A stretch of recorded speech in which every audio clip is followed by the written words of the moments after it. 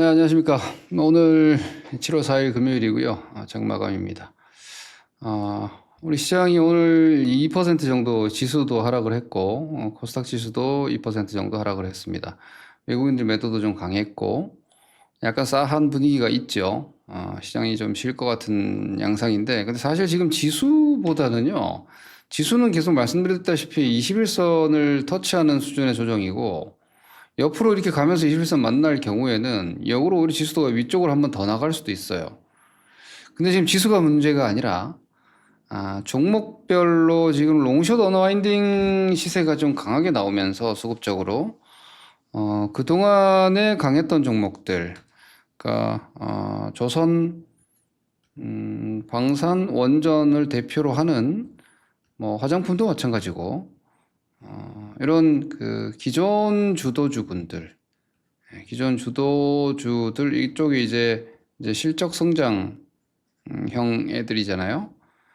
얘네들이 이제 P 밸류로 올라온 것들이고 이런 애들이 시장을 5월 달까지 주도를 했는데 지금 6월 하순부터 PB 쪽으로 PB 밸류 쪽으로 강하게 붙었죠. 여기에 이제 지주사가 붙었고 증권주 붙었고 이거는 제가 새로운 주도주군이라고 말씀드렸던 애들이고 그리고 이제 이쪽에서 전혀 실적 감도는 없는 종목들 뭐 SK이노, LG화학, 심지어 SOL 같은 종목도 움직였고 포스코 그리고 뭐 이런 기초화학주들 뭐 이런 종목들이 지금 돌아 나오면서 얘네들이 매물이 아주 강력하게 나오고 있죠. 이거는 롱이 롱 숏이 진행이 되는데 롱이 청산되면서 아니 여기지 숏이 청산되면서 롱도 같이 청산되는 거죠. 그러니까 매수가 청산 그리고 매도도 청산인데 여기에 더해서 매수 청산되면서 뭐 예를 들어 지주사 같은 경우에는 약간 재료 소멸로 인해서 단기간에 밸류가 너무 높게 올라왔으니까 이쪽에도 숏까지 같이 좀 들어가는 이런 양상이 좀 여기가 숏이 들어가니까 어딘가에 또 롱이 들어갈 거 아닙니까? 롱숏 페어링 전략이 원래 그렇게 하는 거니까.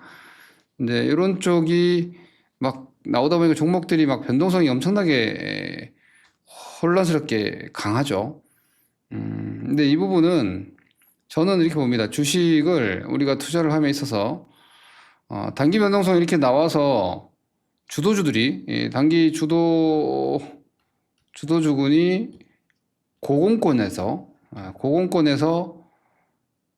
이런 식으로 단기간에 막 25% 이렇게 빠지면은 막 후덜리죠. 마치 막 내가 상투 잡은 것 같고 막 이런 생각이 막 드실 텐데 저는 변동성이라고 생각합니다. 변동성. 왜냐면 이번 시장이 특이하잖아요. 이번 시장이 정책이라는 독특한 변수로 올라온 거죠. 그동안 우리나라 시장에 잘 없었던 과거 한 10여 년, 15, 13, 14년 전에 일본에서나 있었던 그런 정책적인 부분으로 증시가 올라와서 과도기적인 저는 수급이 아닌가라고 보고 있습니다. 대표적으로 지주사를 보면서 좀 의견을 좀 드리면 지금 이런 건 좀 비정상적인 너무 심한 거 아닌가 싶은 하락이죠. 그죠? 이런 하나 같은 종목이 월요일 고점 대비해서 사흘 동안 26%가 빠졌습니다. 올라올 때 과격하게 올라왔으니까 내릴 때도 과격하게 내리는 게 이상하지 않지 않겠느냐라고 하면 할 말은 없긴 합니다, 사실. 근데 사흘 동안 이렇게 패대기 치는 거는 좀 과하죠. 이거는 이제 세론된 거죠. 사실상 이 상법 개정에 3% 룰에 집중을 했는데 결과적으로 놓고 보니까 기관들은 이 집중 투표제에 실망했구나. 집중 투표제가 포함되지 않은데 실망하지 않았나 싶은 생각이 들 정도고 이게 이제 여기는 이제 감사고 이거는 이제 이사인데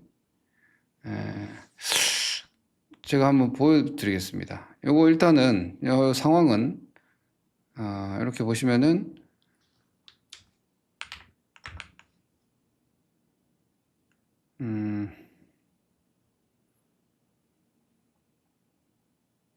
아이고,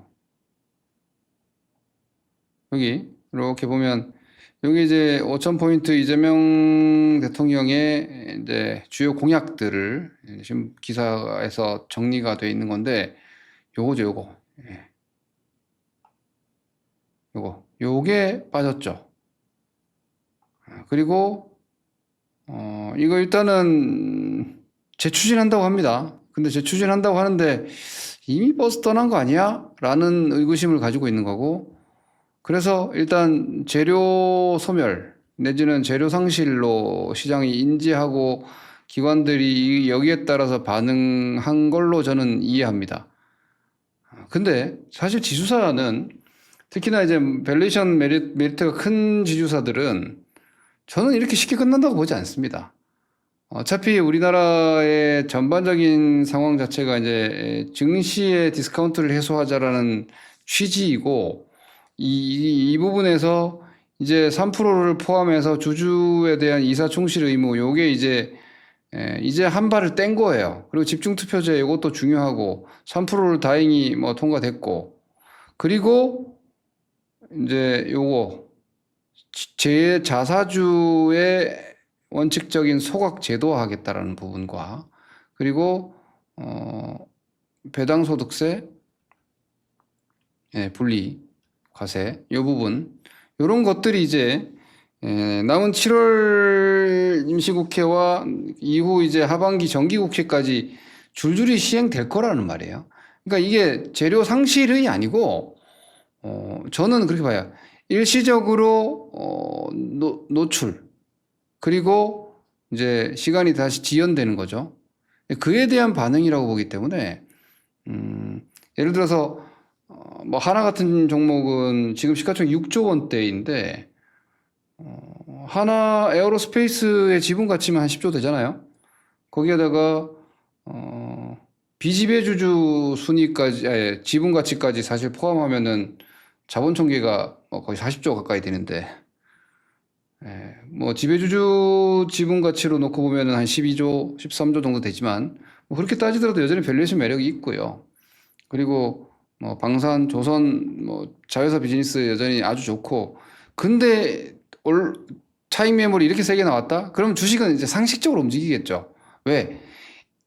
이렇게 올라와서 여기 조정 이렇게 받았듯이 추세는 지금 훼손이 안 됐잖아요. 그럼 이렇게 내려오면 여기서 이렇게 반등하면서 이렇게 시간적인 소화를 하고 나면 뒤에 어디선가 또 움직일 수 있어요. 근데 요 움직임은 일단 거래량 치고 못 넘어갔기 때문에 당분간은 좀 시간이 또 걸리겠죠. 여기도 거래량 치고 못 넘어갔고, 치고 못 넘어가면 주식이 좀 쉬어야 되거든요. 그러니까 그런 말씀드렸던 추가적인 증시 부양 법안들이 나오고 그런 제도적인 강화안들이 나오면은 또 움직이겠지만, 그때까지는 단기적으로 모멘텀 약화가 되는 게 맞겠죠. 그래서 밀린 건데 그에 비해서 또 너무 강한 거예요. 그러니까 주식은 여러분 우리가 과유불급이고 화무 11홍이고 그렇지 않습니까? 올라갈 때도 마찬가지고 내려갈 때도 마찬가지고, 특히나 추세가 있는 주식은 그렇게 단숨에 죽지 않습니다, 여러분. 그러니까 하락 추세인 거는 조심해야 되는데, 상승 추세에서는 기업의 내용과 현금 흐름과 업황이 있는 애들은 그렇게 쉽게 안 죽어요. 많은 분들이 2차전지에서 그렇게 막 광분했다가 죽었던 건 2차전지 산업 자체가 죽었기 때문이에요. 그건 주가가 올라갔기 때문에 내려온 게 아니라 2차전지 산업 자체가 기대했던 것보다 너무 강하게 죽었고 회복이 계속 지연되면서 그만큼 연속적으로 떨어진 거지. 뭐 예를 들어서 조선이나 방산 비즈니스가 갑자기 죽을 산업이 아니잖아요. 그러면 예를 들어서 오늘 같은 경우 한국조선해양 같은 경우도 이게 뭐냐고 이게. 하루아침에 이게 뭐냐고 이게. 이런 것들은 오히려 이제 웨이브 구간으로 들어가는 거지. 그러니까 요거는 이제 웨이브로 들어가는 첫 과대낙폭이 되는 거예요. 이게 바로 이렇게 올라가지는 못해요. 그러나 이런 구간에서 이렇게 웨이브를 태우면서 이제 소화하러 들어가는 거지. 그러니까 이런 점들을 감안하면 여기처럼요. 여기처럼. 이런 자리처럼.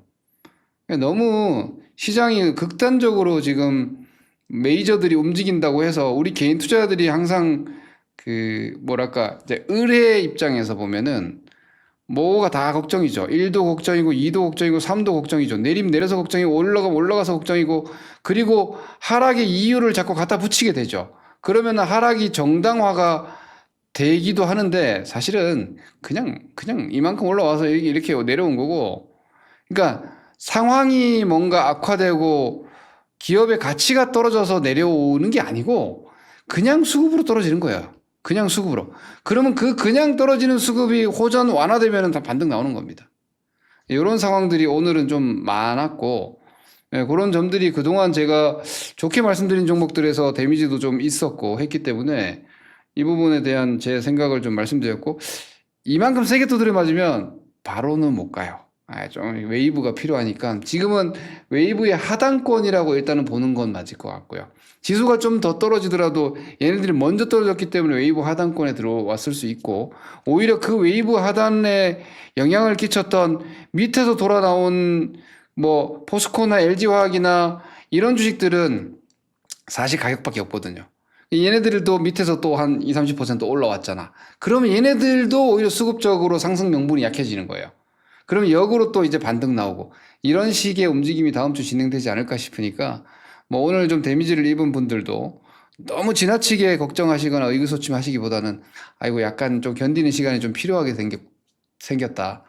이렇게 죽이면 주식을 여기서 단방에 가다가 이렇게 죽이면 이렇게 해야 되거든요. 다시 가더라도 이렇게 가야 되기 때문에 지금은 뭐 이런 정도의 과대낙폭권에 들어온 종목들이 좀 있는 것 같으니까 그 점 잘 인지하셔서 주말에 이렇게 시퍼렇게 마감하면 참 피곤한데 오늘 주말 미국장 없으니까 뭐 다음 주는 미국 시장도 뭐 힘이 좀 떨어질 수는 있지만 뭐 꾸역꾸역 버티고 있으니 우리도 갑자기 막 하드코어하게 약해지진 않으리라고 봅니다. 그리고 현 정부의 증시 부양 의지는 여전히 아주 확고 명확 강력해 보이기 때문에 구조적인 우리 증시의 뭐랄까 대세 상승 국면에 대한 제 의견은 여전합니다. 지금은 주식 투자를 해야 되는 구간이고 앞으로 우리 시장은 우상향할 수 있는 여건이고 그럴 수 있는 종목과 기업을 가지고 계시다면